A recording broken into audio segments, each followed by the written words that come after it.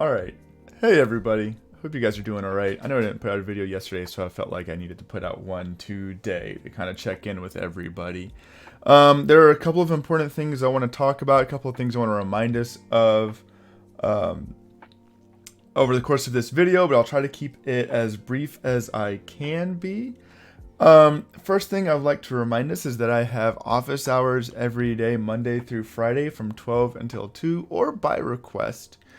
And that you are expected to join those office hours at least once per week so that we can talk about where you're at with the class, talk about what questions you might have, even if you don't have any questions, and make sure that you and I are both on the same page. And maybe if you're lucky, you'll have some other students in there as well, and you can get some semblance of socializing in, right? So real quick, I want to go ahead and thank everybody who joined me for my office hours today.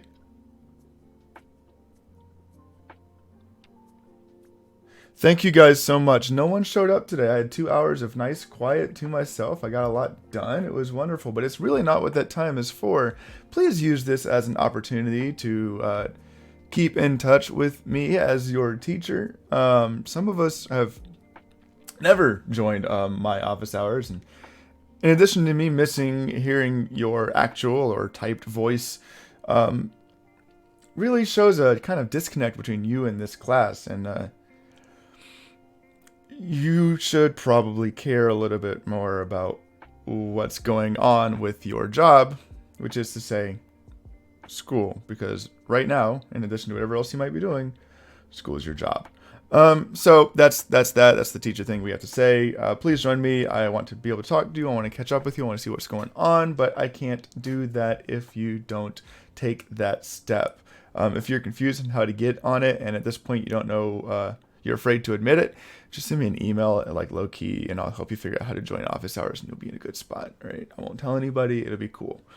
That's that. It's Wednesday, my dudes. Wednesday means that your teacher-led discussions are due tonight. Last I checked, I have maybe a little short of 50% of my students who have turned in or joined in those conversations. You need to join those conversations. I've got questions up there, responded to those questions, post them up, we'll be in a good spot. So that's going on today. Big thing right now is most of us are not completing all of the assignments, which we really should be trying to do. But if you are somebody who is struggling to get everything done, or if you feel like it's just too much, the most important thing is going to be the weekly project each week, especially moving forwards, because in a moment here, I'm going to walk us through the official target standards for what we've been given for the remainder of the school year. And most of those are going to take the form of weekly projects.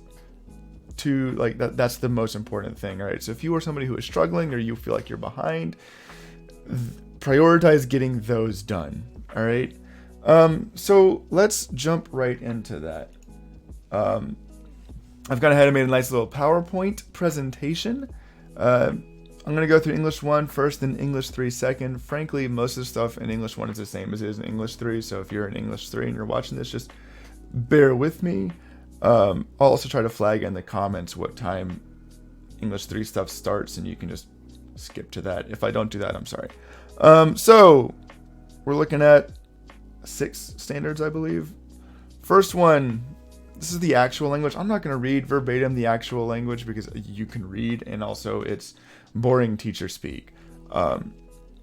Ultimately, what this says is you need to be able to read an opinionated text, or a text with like a bias or a clear spoken like opinion on an issue, understand how the argument's being made and how that might compare to others who have similar or different opinions.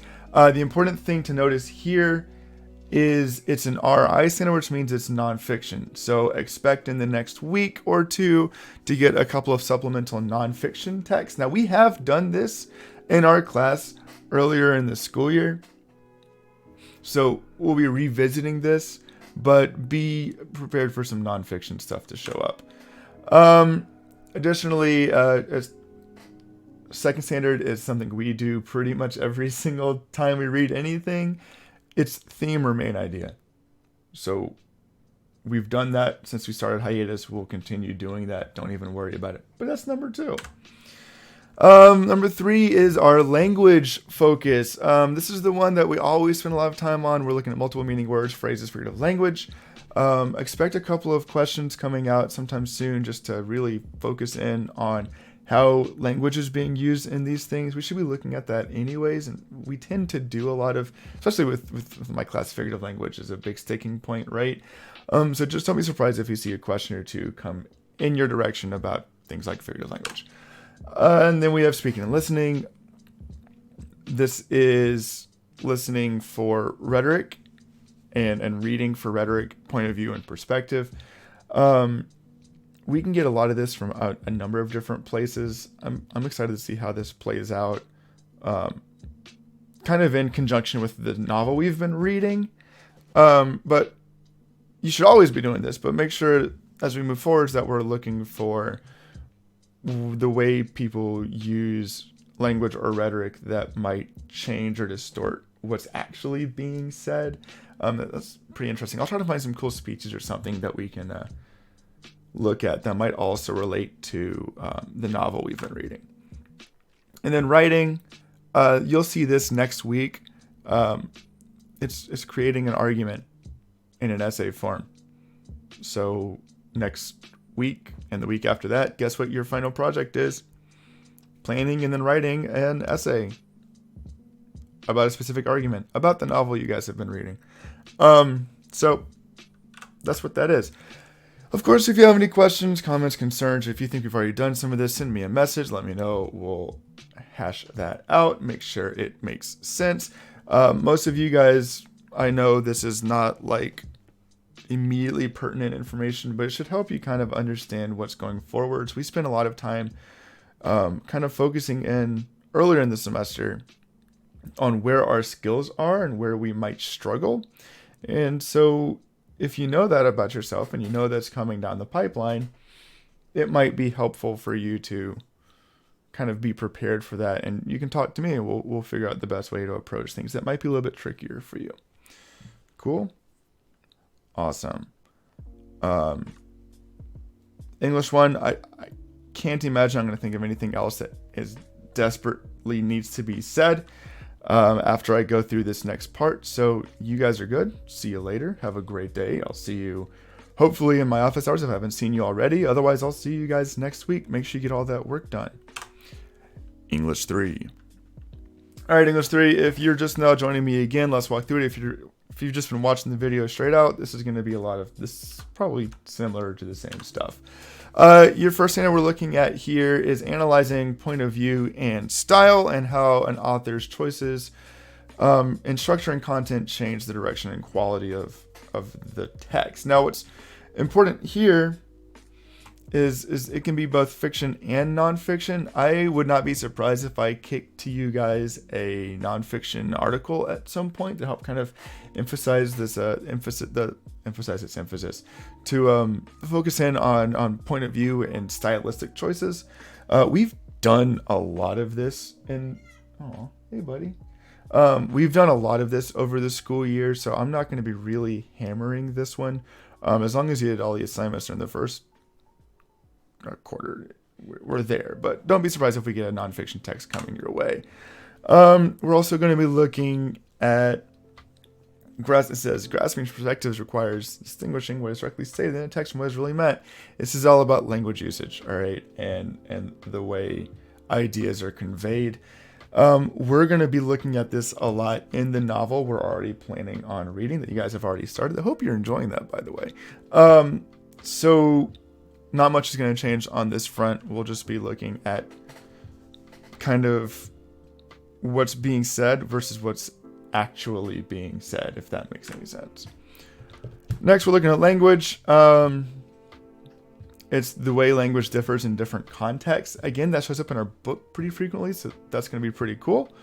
But that's kind of where we're sitting here is analyzing how word choice. A lot of this is word choice and how word choice matters and how the language we use affects different things. Next is going to be our analyzing speaker point of view. So I may find some speeches to throw at you guys. The way speakers kind of promote their own opinions, their own stances, and how the way they use words or evidence or rhetoric really strengthens that. And then lastly is our writing component. You need to be able to create a strong argumentative essay. Next week and the week after that, guess what we're going to be doing? If you guess an essay, you're right. We're going to be planning an essay next week. We're going to be finishing writing the essay the week after that. It'll be nice and structured, ready to go. We'll get this taken care of. It'll be a nice way to capstone a lot of our work here. That's it. Those are the big standards we're going to be looking at. We're going to keep having discussion. We're going to keep having readings and post readings and all of that stuff. But be aware, this is what we're kind of focusing on. If I feel like we are weak in a certain area, I may push out an additional assignment, which is why you should be checking Canvas every day. And that should be good. I hope you guys are doing all right. I look forward to talking to each and every one of you either earlier this week, if I already have talked to you, later this week or next week. I know a lot of you guys have college classes, and those classes are starting to wrap up, and I know that's super stressful. I get that, but I also know when those classes end. So if your excuse for why you haven't been doing all your work for me is I've been in college classes, and then you're not in college classes, but your work still isn't coming in, we're going to have a conversation, right? Otherwise, make sure you guys get this stuff done. Again, something's due tonight. Make sure you've done that reading and those responses. And I look forward to seeing what you all have to say about The Great Gatsby. See you guys later.